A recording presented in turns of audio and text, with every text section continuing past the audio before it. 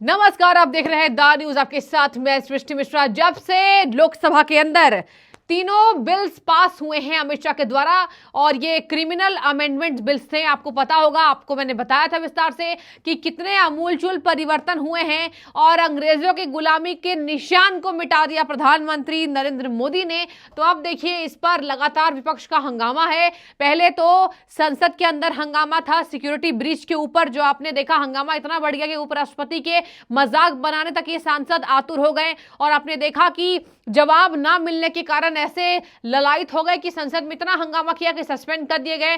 Suspend किए जाने के बाद उपराष्ट्रपति धनखड़ जी का मजाक बनाया, जाटों को ठेस पहुंचाया और किसान को ठेस पहुंचाया। अब बड़ी खबर सुन लीजिए, कांग्रेस सांसद मनीष तिवारी ने बड़ा बयान दे दिया है। इन सभी क्रिमिनल लॉ को जो बदल दिए गए हैं, नया कानून बन जाएगा ये कुछ दिनों में, और देखिए इसको कहा है क्रूर और असंवैधानिक। उन्होंने कहा है ये कानून क्रूर है और सत्तावादी है। सत्तावादी मतलब सत्ता के पक्ष का कानून है। अब आपको मैं बता दूं कि ये कैसे बेतुकी बात कर रहे हैं। किसी कानून को सत्तावादी कैसे बताया जा सकता है, आपको मैं सबसे पहले बताती हूं। क्रिमिनल लॉ में जो आईपीसी की धारा, सीआरपीसी की धारा को बदला गया है, कई ऐसे क्रिमिनल्स लॉ में बदलाव किए गए हैं। आपको बता दें कि अंग्रेजों के बनाए गए राजद्रोह कानून को खत्म किया गया इसके अंतर्गत, और वही नहीं, आपको इसमें मैं बता दूं, अब कई ऐसे मुद्दों पर गंभीर धाराएं लगेंगी।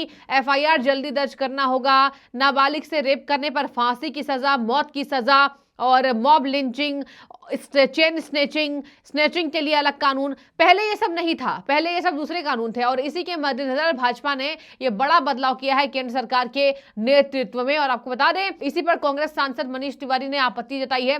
हालांकि आपत्ति तो सब जता रहे हैं।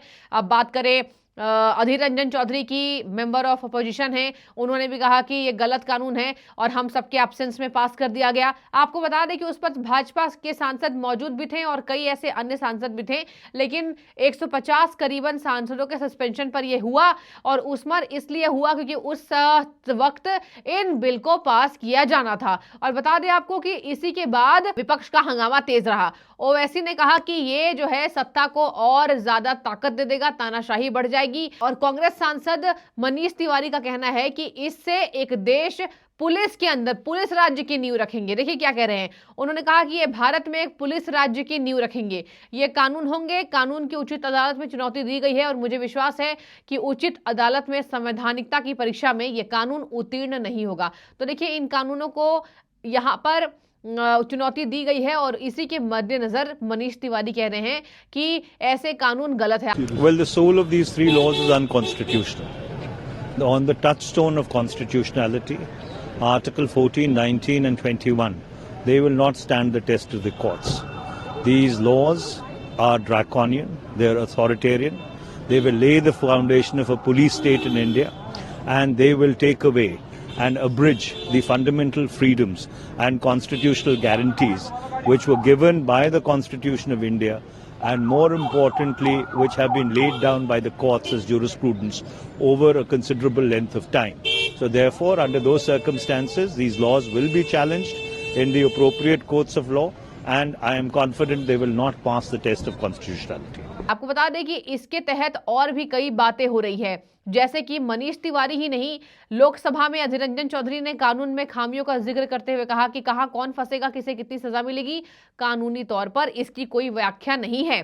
सरकार अंधे युग में डालने की कोशिश कर रही है। कांग्रेस सांसद शशि थरूर ने कहा कि इन विधेयकों के बारे में विपक्ष के पास कोई चर्चा नहीं की गई, चर्चा के बगैर पुराने कानून को खत्म कर दिया गया। तो देखिए, मनीष तिवारी कह रहे हैं कि यहां पर सरकार और विपक्ष के अपने अपने तर्क, दावे और दलील है। मनीष तिवारी कहते हैं सरकार ने संसद को अवैध कर दिया है, तानाशाही वाले कानून पारित कर दिए हैं, ये कानून देश को एक पुलिस स्टेट में बदल देंगे। एआईएमआईएम और अकाली दल ने भी इन तीनों नए आपराधिक विधेयकों का विरोध किया है। हरसिमरत कौर ने कहा कि उन्हें 40 साल बाद भी न्याय नहीं मिला। मतलब कि देखिए, न्याय में जो देरी होती थी पहले, भले हरसिमरत कौर कह रही कि उन्हें न्याय नहीं मिला, लेकिन बता रहे आपको इस कानून के तहत यही बातें हैं कि अब न्याय जल्द मिलेगा। जैसे कि मुंबई ब्लास्ट जैसे लोग, आतंकवादी बाहर देशों में पनाह लेकर बैठे हुए हैं, और हालांकि कई ऐसे आतंकवादियों को सजा भी दी गई है, लेकिन यहाँ आपने देखा होगा सजा में देरी होती है, उससे कई ऐसी यहाँ गंभीरता झलकती है कि कहीं ना कहीं कानून गंभीर है, इसके बावजूद भी कार्रवाई जल्दी नहीं होती है। अब इन कानून को बदला गया है और अब पुलिस अधिकारी पर कहीं ना कहीं लेट लतीफ के कारणों से जो बातें आती थी, जो जनता को सुविधा मिलने वाली थी कि जल्द कानून ये बने और एफआईआर दर्ज कराने के बाद जनता इंतजार करती थी, अब इंतजार खत्म होगा, अब नहीं मिलेगी आपको तारीख पे तारीख। तो देखिए, आईपीसी और सीआरपीसी की धाराओं को थोड़ा थोड़ा बदला गया है, आमूलचूल परिवर्तन किया गया है। अब ऐसे में आपको बता दें कि इसी के मद्देनजर लगातार इन बिल्स का, इन विधेयकों का विरोध हो रहा है और ये सब आपराधिक कानून के अंतर्गत आते हैं। अब मैं आपको बता दूं कि यहाँ पर कहीं तरीके से कहा गया है कि केंद्र को बल मिलेगा, केंद्र अपने मंजूरी से अब कानून चलाएगी। और बता दें आपको, यहाँ पर है कि आप पीड़ित को, जैसा कि कोई अपराधी है, उसकी हिरासत को गंभीरता देखते हुए 15 दिन से ज्यादा 60 दिन या 90 दिन कर सकते हैं।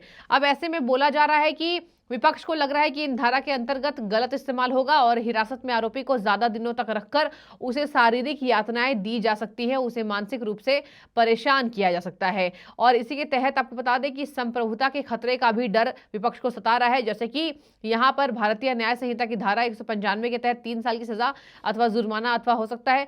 विपक्ष को लगता है कि भारतीय न्याय संहिता की धारा का गलत इस्तेमाल हो जाएगा। विपक्षी नेताओं को लगता है कि इनका इस्तेमाल राजनीतिक विरोधियों के लिए हो सकता है। बता दें आपको, यदि कोई व्यक्ति देश की सुरक्षा, एकता और संप्रभुता पर गलत खतरे डालने वाले, गलत सूचना फैलाने वाले या गुमराह करने वाली यहाँ पर जानकारी देगा, उस पे भी कानून बन गया है। आप उसमें कानून के अंतर्गत आएंगे, अपराधी हैं आप अगर आप गलत सूचना फैलाएंगे। तो ये विपक्ष कह रहा है कि हमें डर है कि अब विरोधियों के लिए होगा, यानी कि आपको ये लगता है कि विरोधी गलत सूचना फैलाते हैं। अगर नए कानून के अंतर्गत ये बातें आई है तो अच्छी बात है, आप देश में संप्रभुता पर खतरा नहीं बना सकते, एकता पर नहीं बना सकते, आप गलत बातें करके गुमराह देश को नहीं कर सकते। वैसे में पक्ष को लग रहा है कि अब विरोधियों पर केंद्र सरकार कानून बना रही है, ऐसा नहीं है। आपको बता दें कि ये केंद्र सरकार अपने लिए कानून नहीं बनाई है, लेकिन विपक्ष को लग रहा है कि केंद्र सरकार यहाँ पर एक देश को पुलिस स्टेट में बदल देगी और एक इस कानून के अंतर्गत केंद्र सरकार को खूब आजादी मिल जाएगी किसी को भी जेल में डाल देने के लिए। लेकिन देखिए, ये कानून तो अब तक बना भी नहीं है, लेकिन हंगामा तेज है। और इसी बीच अनुराग ठाकुर का बड़ा बयान राहुल गांधी पर आ गया है। आपको बता दें कि राहुल गांधी पर अनुराग ठाकुर कई ऐसे बातों को बोलते नजर आए। उन्होंने कहा कि जिस तरीके से अभी देश में हो रहा है ये दुर्भाग्यपूर्ण है।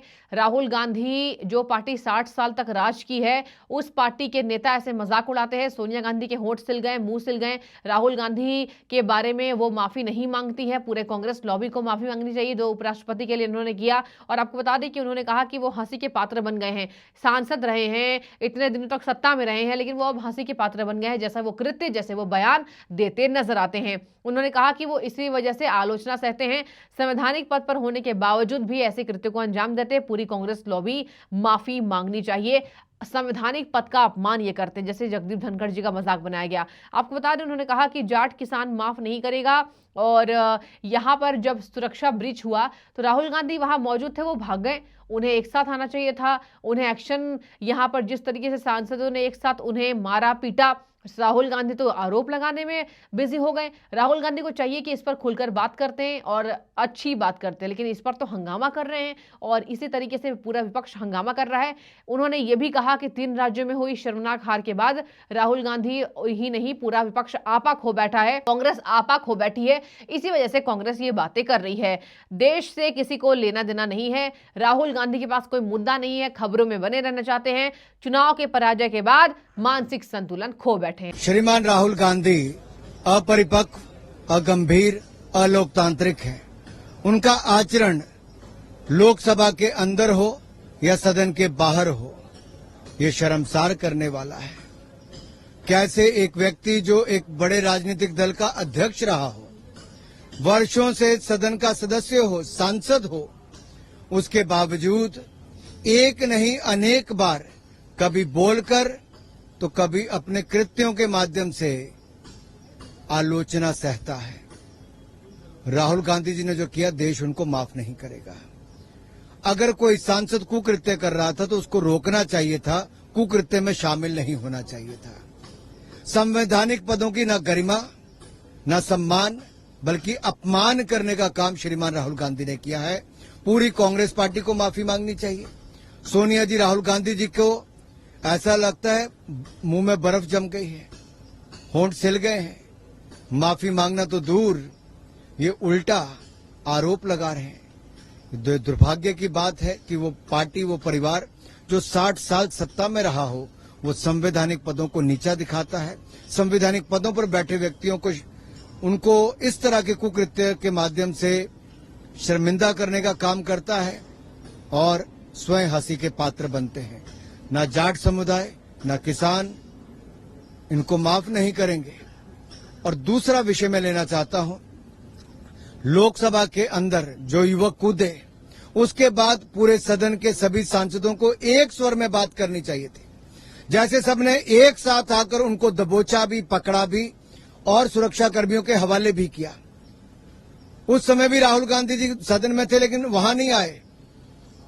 वो भी आ सकते थे, लेकिन अब ये कहना और झूठे आरोप लगाना, ये अपने आप में दिखाता है राहुल गांधी जी के पास कोई मुद्दा नहीं बचा।